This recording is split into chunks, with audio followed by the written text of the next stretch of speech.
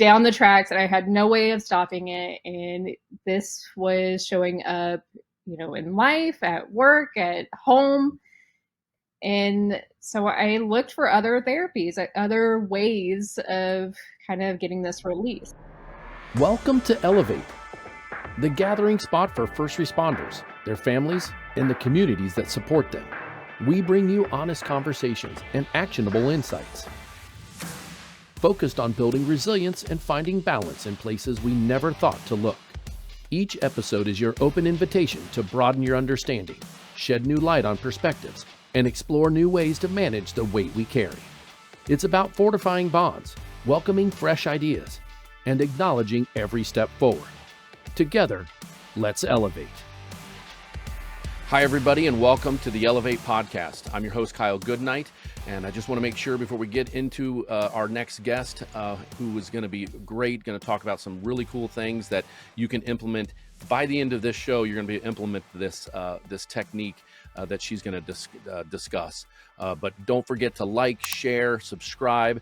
If you're listening to this podcast and you think of anybody in the industry that needs to hear this, friends, coworkers, spouses, family members, go ahead and don't forget to share this with them. Share it with them, hit the like button, and let's really start getting the E11evate podcast spread around so we can really help everybody that's out there in this world that could be silently struggling. So let's get to our guest. Our guest today is Jen Rymond. She is a breath coach and hypnotherapist who is actually an ex-healthcare worker. Or do you still work in healthcare right now? Still work there, but okay. For some reason, when we first met, on a networking event, and we connected like instantly. Like, wait, we're both from the healthcare field. Like, this is great. And she had a great story of some things that she had to do to change what was going on with her in her career. And she's going to talk all about that. But Jen, go ahead and tell us all who you are, what you're about, and a little bit about your background and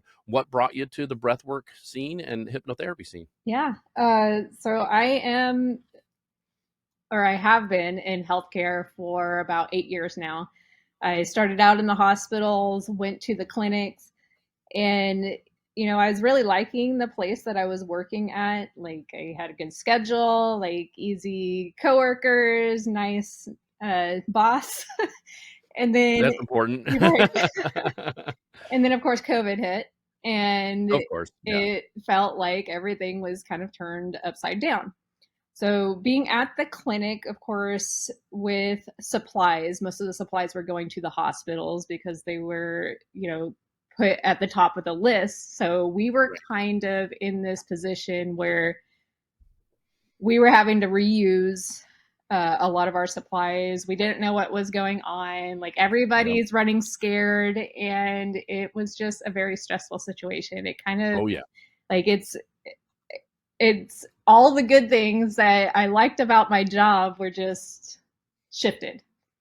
Right. And I was starting to have panic attacks at work and anxiety attacks. And of course, there were other things going on, like digestive issues and, confidence issues. All those precursors to, right. to the PTSI, right? So I would go to doctors and they would just be like, you're fine, like all your labs are fine, there's nothing wrong. But internally, I knew it wasn't right. I was right. Very much in disarray. I was very much like, I felt like I was on a freight train that was going down the tracks and I had no way of stopping it. And this was showing up, in life, at work, at home. And so I looked for other therapies, other ways of kind of getting this release. Right. Because it's not all about like getting a therapist and a counselor anymore. Yeah. We've got so much science behind some things, and that's what I'm excited to have you on about, because you found something that scientifically that we have studies that prove the one thing you're going to talk about. There's a measurable we can measure what it can do to our bodies by putting us on a machine and seeing heart rates and whatnot. So tell us more about what you found. Yeah. So it was actually through a podcast that I found a hypnotherapist. And she was, just she was talking a little bit about what you can use hypnotherapy for. I Okay. decided to jump into some recordings and I was able to cure some things. However, I was still having the panic attacks. Okay. So that's when I got into the breath work. Okay. And the breath work, what's really cool, and of course, healthcare background, so a lot of Right. sciencey things like it's Yeah. appealing. Dove into it, right, yeah. Let's go figure this out. I've not really worked on this before, yeah. And it's funny because 'cause I'm a respiratory therapist, and I never once ever thought of breath work as a form of, other than like when you deal with, like, when we learned how to breathe for my wife's delivery, Yeah. when you do breath work for that, it makes sense. It's all about breath work for, for childbirth, but it never ever was ever shared to me. And that's one thing, that's why I created the Elevate podcast, Mhm. is because we never got any training on the front side. I assume. Yeah. I never got any training. I assume you never did either. Most No. of us don't get resilience training. Hey, this is how you deal with stress training. This is how you package it properly. We don't get that in the healthcare industry. We need to, and that's one of my goals, is to start building a program where that is part of our education in the front side, and not just an hour seminar or a discussion or a chapter. I'm talking about, because as you know, and you can attest to, that forming habits, anywhere between 66 to 285 days forming a habit. Mhm. So it needs to be something in the schooling section that gets implemented on a weekly basis while you're going through school, that we can utilize those tools. And like breath work would be a great one. But I'm a respiratory therapist. I breathe for people, and we never talked about breath work other than what the tidal volume does to the blood gases, right? But it all makes sense. Like, once I learned all about this, I'm like, oh my gosh, so Well, and share more about that. Yeah. it's so simple too. It's something that we don't even think about. Like when we are born, of course, like and come out as kids, we know how to breathe. Yeah. And we think we know how to breathe now, but we definitely do not. I can say that for sure. Right, right. But, when we're kids, we are breathing down into our bellies first. We're Mhm. filling our lower diaphragm first, and then into our chest. However, there's actually scientific studies that when you start school, you start to get this upper chest breathing, these shallow Okay. breaths, holding your breath. Right. And that has, like with anxiety attacks, you're essentially cutting off your oxygen supply because you're holding your breath or you're taking these little shallow breaths in the top of your Right. chest. Well, that's a common thing in my industry as a paramedic, is that we get called for shortness of breath, and some people misdiagnose it as a asthma attack, or Mhm. they claim it's an asthma attack, and it's really anxiety, and Mhm. they kind of present somewhat the same ways. But we all know that albuterol is not going to help an anxiety attack, because it's not constriction. Well, I take that back. I don't know the specifics about anxiety and what it does to the lower airways. Have you read anything that shows that it actually constricts the smaller vessels that would give you an asthma attack, or is a trigger? I wouldn't say that it's constricting the vessels. It's just mostly like you're cutting off Okay. your breathing, and then that is, of course, cutting off the oxygen to your brain, and that's why you get that kind of tunnel Tunnel vision vision. Yeah, I and was gonna might say tunnel pass vision. out. Yeah, Right? because I'm fortunate and unfortunate enough to have had an anxiety attack or 3 or 5 in my Right. life. I never knew what it was until the one day I was, like, flipping out, and I called a friend, and they're like, "Dude, you're having an anxiety attack." I'm like, "No, I'm not. I don't have anxiety." And they're like, "No, you're straight on right in the middle of it right now. Like, Mhm. I know what this is. I have them, and you're having one." And I'm like, "Whoa." Like, that blew my mind, right? Yeah. So, that was the start of the path that led me here, honestly, was that first time I ever had anxiety. Yeah. It only happened to me a couple times before I was like, I'm not Oh, no, doing it this no sucks. Yeah, more. and that's the same way. I'm the same as you. I'm like, this does not feel good. I do not like this feeling. I'm like, I am not going to be able to deal with this. I have no problem with, I've dealt with, uh, traditional talk therapy and stuff through marriage counseling and other parts of my life prior to even being in the industry. So I've never had a problem with saying, "Hey, let me go talk to somebody. Sometimes it's friends and that's all I need. And other Mhm. times it's like those friends, the people that I've confided in, that when that was all happening, thank goodness they knew that, hey, listen, I can tell you what's going on. I'm not your help. you need to go seek other help, and which I did, which was Yeah. great. So that's what I would, and I know that Jen would implore the same thing. If you ever have that feeling where you just don't like it, don't hesitate to reach out. There's options out there in the world. We're talking about a couple today on the Elevate podcast. We're going to be bringing you many different therapy types. I call it therapy because that's the easiest way to explain it.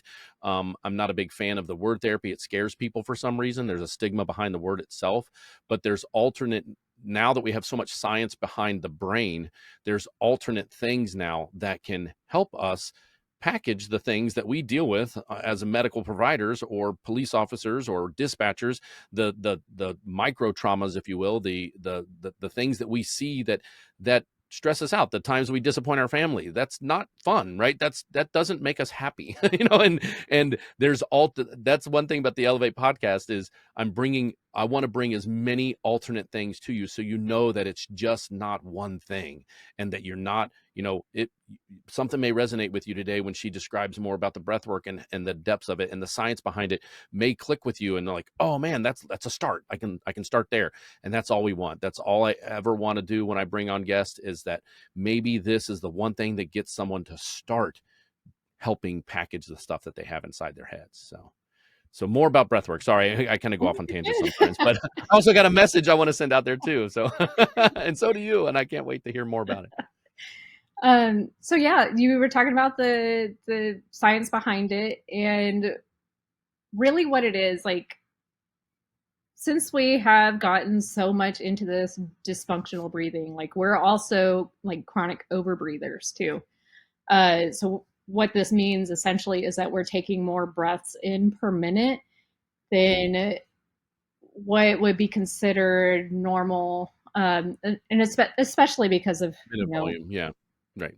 our society and like how we're living, and like we're constantly being pulled in several different directions. We're in this constant fight or flight response because of all of the noise that is around us.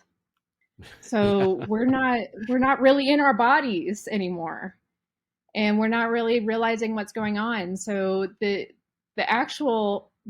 science behind breathing, or the one of the main things, like, really that makes such a difference, is to slow down your breathing. So you want to be taking your breaths into your belly, and then even just practicing like a 4 count in, 4 count out, to slow Right. it down that way has so many benefits, because we're inhaling more of that oxygen rich air, and it's getting to our brain more, so that we're able to focus more, where it gives us more energy. We're also getting a lot of oxygen more to our organs and through our blood vessels. So most of the time, we're not breathing in big, deep, full, relaxed breaths. We have that daily stress that's causing us to breathe in these little short bursts. Pants, yeah. And, you know, that Right. that breath work, it helps to restore a healthy balance of that oxygen, and improve that focus and energy. When you are into that short breath, it actually increases stress. It puts you more into a fight or flight response. Mm-hmm. Slowing it down and breathing into your belly, it's going to drop those cortisol levels, which explains also why breath work is so calming.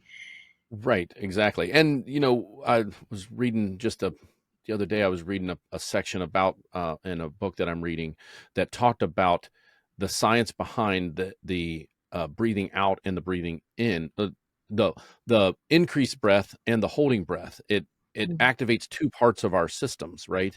And so it's a given that holding your breath slows our heart rate down, increasing our breath rate speeds our heart rate up. And there's a balance there. And there's a test that can be done with that can see the difference between the two to see where you're at. And so that's out there. That's scientific stuff that can say, okay, this is showing you why breath work is working and how you can be in calm. And back to the box breathing that you spoke of. I've learned about box breathing only in the last few years, but whenever I've done box breathing, whether I'm meditating, whether I'm doing a conscious meditation, whatever it is, guided, when I start box breathing, everything seems to slow down, right? Mhm. Like the thoughts slow down. It's so important because that breath and that hold helps bring your heart rate down. And you can, if you're in the medical field and you've got a pulse ox, test yourself. You'll be able to see it in real time, right? Like do a series of a couple of minutes worth of box breathing, and you're going to be able to bring that heart rate down. And that's proof that it works, right? So, can you speak more about the science behind why that works and why that, what parts of our system does, it affects when you do the breath work Yeah. more so than So the court? your nervous system, you have your parasympathetic and your sympathetic Mhm. nervous system. So when you are into those shallow, fast breaths, you're putting yourself into a sympathetic state, which is your fight or flight response. Mhm. And it's essentially, you think of fight or flight, it's designed for quick, actionable steps when you are in danger. Right. It's our primal response. Right. If you're constantly in that response and you're Right. constantly feeling like you are in danger, like it's not good for the system. You Right. burn out your nervous system. Right. And that's why you have racing thoughts and you're out of your body and have anxiety. So slowing down your breath and really getting all that oxygen through your body puts you back into that parasympathetic state, your rest and digest. Mhm. So, and then also, speaking of rest and digest, like it's getting that blood. When you are in fight or flight, your digestive system is at a halt because it's more concerned with getting you out of danger. So, Right. if you have digestive issues, just breathing slow will allow you to kind of restore that homeostasis to your digestive system as well. Um, so just to kind of like give you an example, like deer, Okay. when they see a car that's coming down, like they normally freeze, right? But Right. after the event, like say they don't get hit by a car, but after the event, they go and immediately shake that energy off and they get it out of their system. And then they go back to they were in this sympathetic fight or flight response, and then they go back to the parasympathetic by shaking it off. They are getting rid of all that energy Mhm. and putting themselves back into a state of homeostasis. Now we are sitting here constantly in that fight or flight response, and even so, like if we're chronically there, we're not able to get out of situations as fast as we normally would, or we're not able to really think Right. because it's just like constantly in this state that's you know fight, flight, freeze, fawn. Mhm. So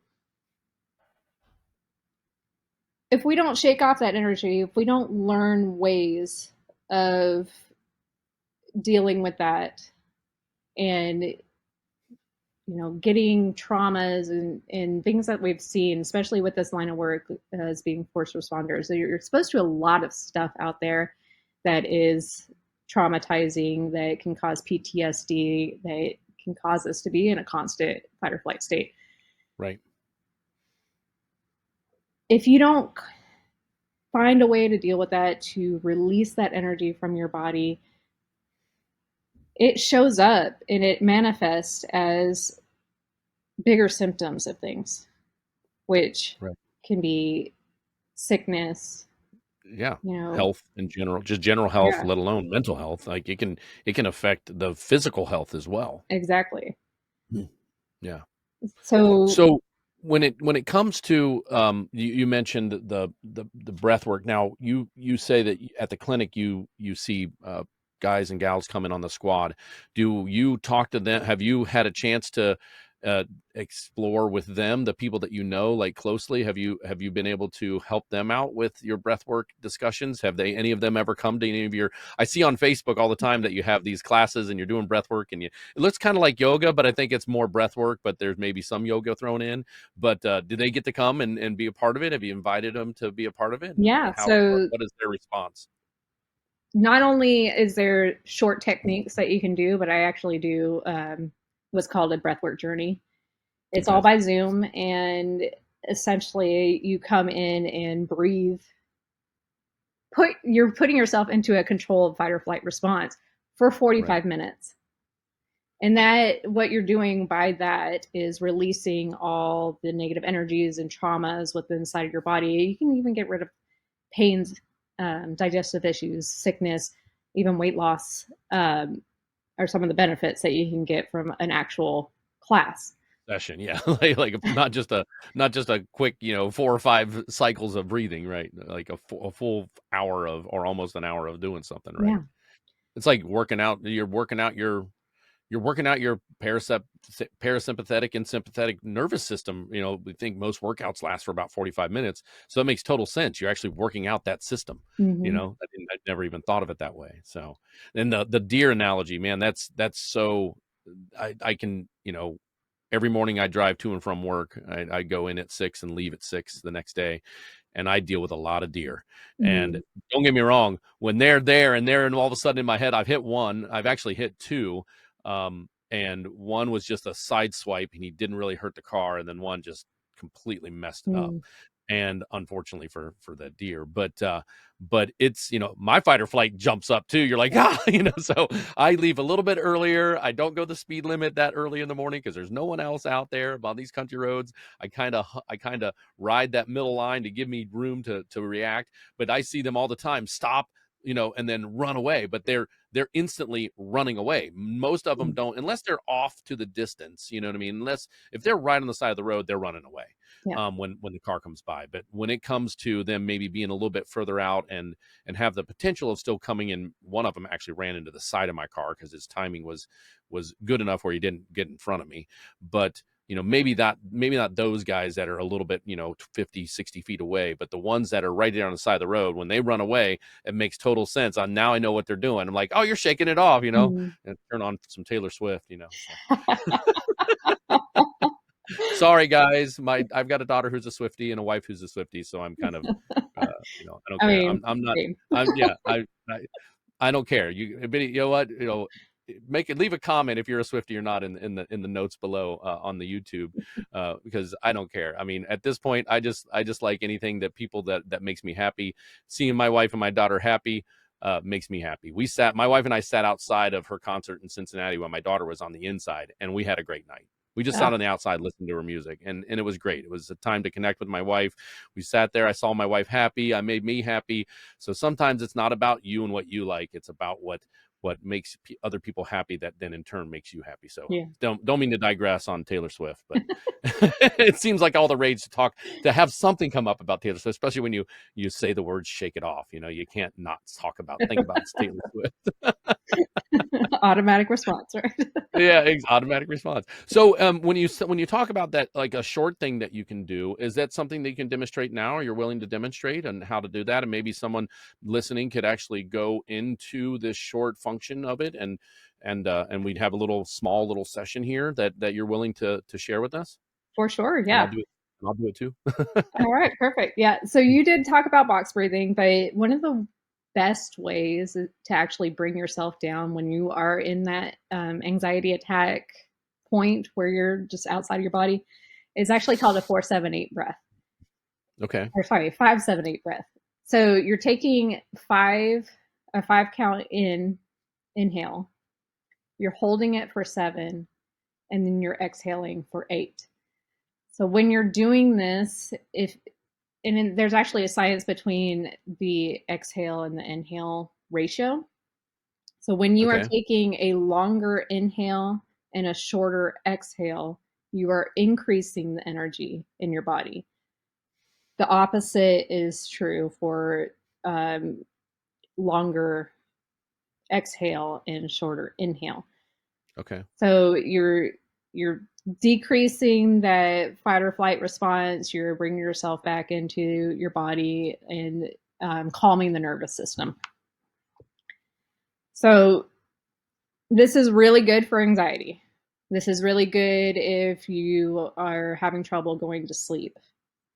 Oh, yeah, because that's a huge part, and getting back to sleep. As you know, with what happens. I mean, your shifts, you're there the whole time. You don't get to sleep. Most firefighters, paramedics, police officers don't get to sleep, but we get to sleep. And sometimes we get up in the middle of the night, and sometimes it's hard to go back to sleep if we Mm. get a chance to get back in somewhat of a time before we have to get up for the morning. So this will be Yeah. good. Yes. So Doesn't mean that the well, firefighters and the dispatchers can't do it too. When they have their stressful incident, they can do this as well once they've got things cleared and safety is not an issue. yes. Yeah. So what I'll have you do is you're just going to follow along with me. Okay. So we'll take an inhale for 5, hold for 7, exhale for 8. Okay. Go ahead and inhale. 1, 2, 3, 4, 5. Hold. 2, 3, 4, 5, 6, 7. Exhale. 2, 3, 4, 5, 6, 7, 8. Inhale. 2, 3, 4, 5. Hold. 2, 3, 4, 5, 6, 7. Exhale. 2, 3, 4, 5, 6, 7, 8.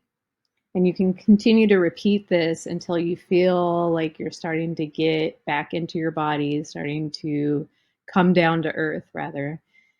And if you close your eyes, pay attention to your senses. What can you hear?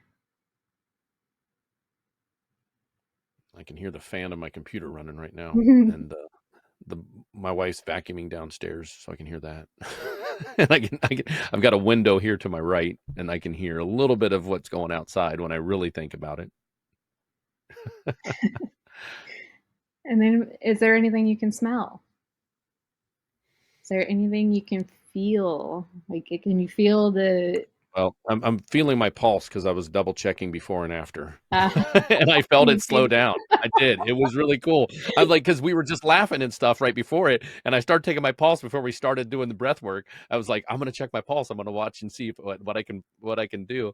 So it's like it was going ba bum ba bum ba bum ba bum because we were laughing and having a good time, and then we started the breath work, and it was like it was by the second phase that Mm, it was chopped down big time. Yeah. yeah. So. And then you can just feel how you're like sitting in your seat. You Mhm. can start to feel like the ridges on your fingers just drop down into your body. Just noticing your senses as you're doing this will drop you down as well. So that's I've done some hypnosis as well, and that's one of those things, and guided meditations, and I've done guided sleep meditations as well. And it's that is exactly the start of getting yourself into that hypnotic state. Mm, Sleeping is a hypnotic state. yeah. We all know that. One of the best advice, one of the hypnotists I spoke to a while back, he told me that 30 minutes before you go to bed and 30 minutes after you wake up, there should be zero input other than positivity, breathing, and morning function and evening wind downs, right? Like Yeah. no social media, no computers, and it's true. Like I do my best not to look at my phone now in the morning for 30 minutes. I mean, it is my alarm, so I look at it to shut my alarm off. Yeah. But for the most part, I get up, put it in my pocket. Thank God I've got 5 dogs because they take about a half an hour to deal with, right? Yes. And sometimes they can be a little frustrating. So that's not good to get a little bit of frustration, but it's also, they're happy to see me. They want fed, they go outside, they look up at me, they can't wait to eat. So there's some positivity with that too, as long as one of them doesn't pee on the floor before they go outside. Yeah. But I know that. so when it comes to, talk a little bit now, we're getting ready to wind down here in the next 10 minutes or so. So when it comes to so with you, it sounds like the hypnotherapy, you sought hypnotherapy as a way to help you with your anxiety, and then you learned about breath work. Mhm. But now you've kind of gone full circle, and you've taken your breath work and the success in hypnotherapy that you've had, and and and it's not the hypnotist that you see on the TV that makes people talk like Yeah. chickens and walk like a monkey. It's not that. I mean, don't get me wrong. That is a form of it. That is an entertainment form of it. One thing I learned very early on with interviewing different people is that hypnotherapy does have somewhat of that thought process. But if you really dive deep and you get to the true hypnotherapy process and what it does, and it's been used for thousands of years for all things, not just with breath work, but it is very beneficial. I've benefited from it myself. I've talked to many people that have benefited from it. It is an option for you to explore. If you're looking for something that you've tried other things and that just doesn't work, you can look into a true hypnotherapist that's not going to make you quack like a chicken. They're going to get down to the deep thing like we just did there, because one of the things I've noticed in those guided meditations or those guided pre-sleep meditations that I've done is I don't even remember, Mm. I don't remember falling asleep, because you start to put your brain into thinking of stuff that's not making it race, right? Yeah. So if you've got something on your mind, get it out, write it down on paper, talk about it, say it out loud, get it out, and then go into this breath work slash, observation of your body. And like you mentioned, that's what brought me to this part of the conversation. So talk more about how one led to the other and how you led things back for people now. That's Yeah. that's really interesting. So actually the hypnotherapy, I was seeking that out because I was not confident in myself. Like I was Okay. finding even trouble, like I was stuttering in front of doctors. I didn't feel confident speaking in front of like two or three people. And now here I am on, podcast doing all these live things, right? But The introvert becomes they're still introverted, right? But they're yeah. but yeah, that was initially what I went out to find is the confidence with it. The breath work was more so for the anxiety. Uh, Now with hypnotherapy and breath work, and I did find this trying to take somebody into trance with just hypnotherapy alone is a little bit more difficult because Mm. like meditation, you are still having thoughts that are running through your head, and then you have these thoughts come up and then you think you're doing it wrong, and then you have this whole thought process about how you're not doing it right.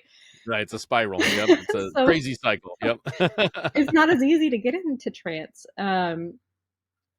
When you add the aspect of breath work, and this is kind of what I do, is I use the breath work to get you into that trance like state, and then we're going through the hypnotic affirmations and getting down to the root causes of why things might be happening in your life and blocks that you might have. When you're doing breath work to get into trance, you are focused on the breathing. Right. And of course, breathing, the way that I'm having you breathe is getting more oxygen and turning off the monkey mind. That's what a lot of people say is you have your monkey mind that's constantly running. Mhm. So you're out of your prefrontal cortex and you're back into your body and you're slowing everything down and paying attention to that breath. And then that once we open the door to that subconscious, then we can get down and talk about things. And hypnotherapy, it's a conversation, and it's all what you allow. So I am just the guide, you are the healer. Right. And you're only going to do and say what you are comfortable You with, want what to you do. actually want to do. Yeah.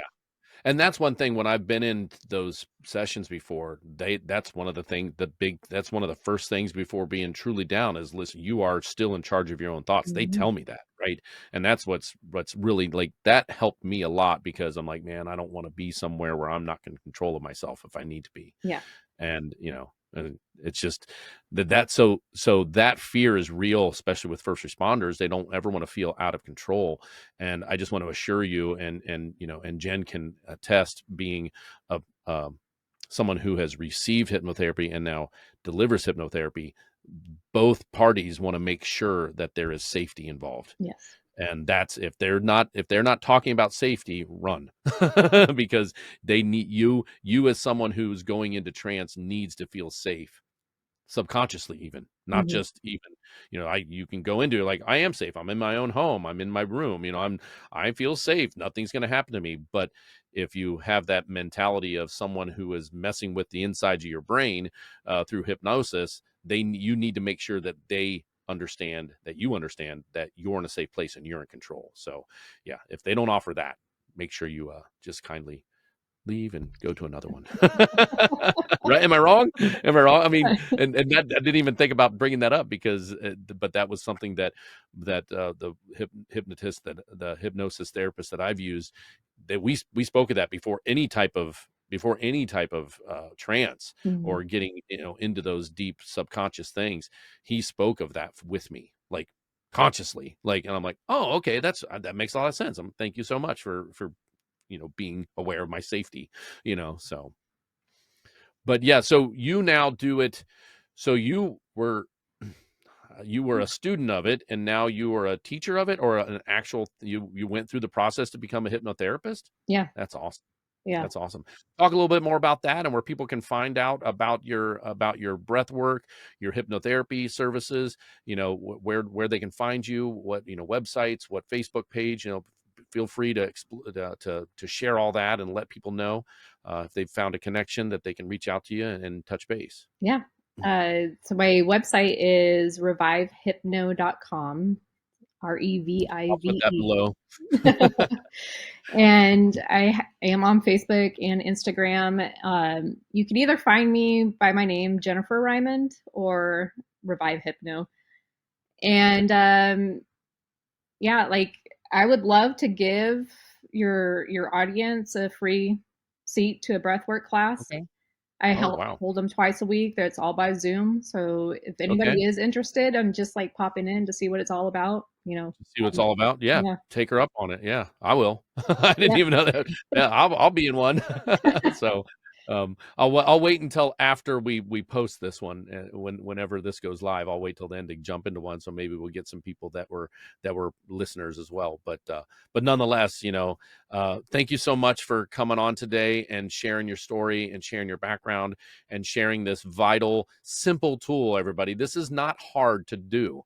If maybe hypnotherapy is not something that you're interested in, that's fine. But breath work, it works. I mean, I wish I would have held my hand up. I wish I would have had a pulse ox on, so people could have seen it in the moment. And maybe that's something we'll do on another one or something. We'll go into breath work, and I'll put up, because I've got the capability of at least capturing what the pulse ox is doing, and then putting it into the video file. But yeah, I mean, you know, I knew that breath work slows your heart rate down, and I went ahead and started feeling my pulse during that session, that short session that she did with me, and that was just 3 cycles of breathing. The 3, 5, 7, 8, right? That was 3 cycles of that, and it dropped significantly. I encourage you to do the same. Make sure that you're in a nice, safe spot when you exercise this and utilize this, and go ahead and feel your pulse and see how it comes down. And it's just proof that it's helping, and it's doing something, right? And then you can explore later on everything else that goes on. So anything else you want to share with the audience, Jen, to wrap things up? If not, we'll close things down. And I mean, I thank you for allowing me to come on your podcast. It's a pleasure.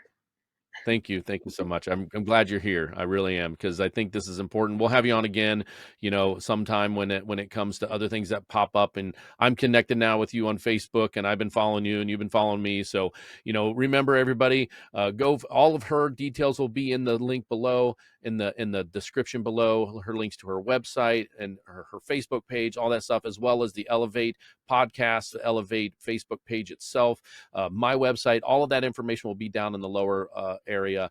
Just remember that Elevate, what we're trying to do on Elevate is bring awareness to all the different choices that we have to help us deal with the mental load that we carry, because we carry a mental load as first responders, as healthcare workers. This podcast has started off to be a first responder podcast.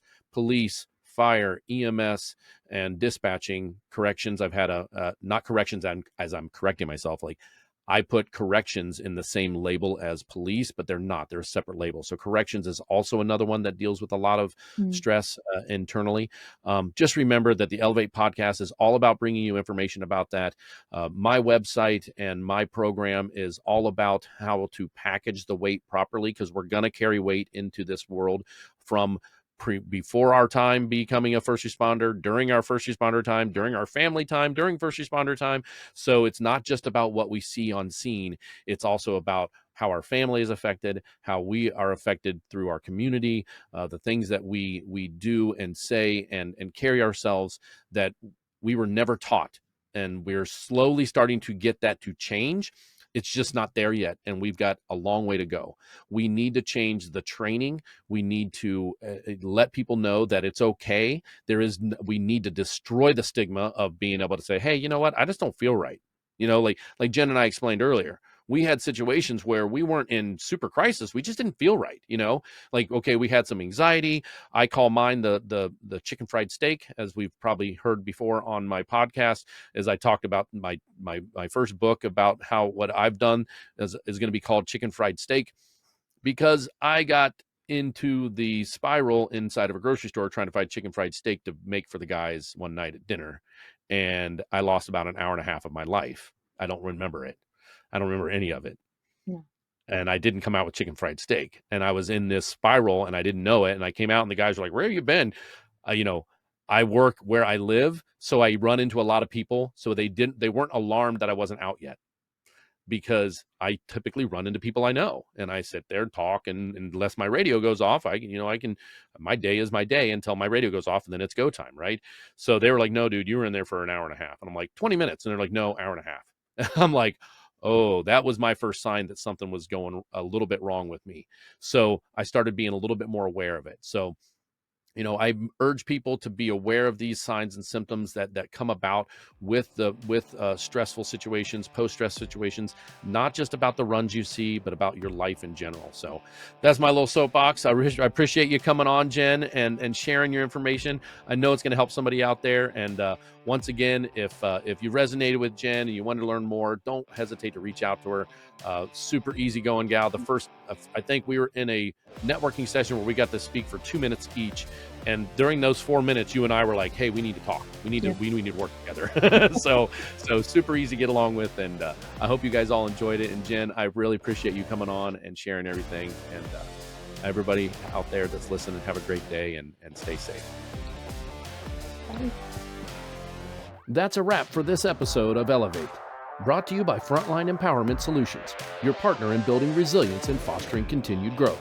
If you found something valuable today, don't keep it to yourself. Share it with someone who could use it. Don't forget to like, subscribe, and hit the notification bell so you never miss out on our next conversation.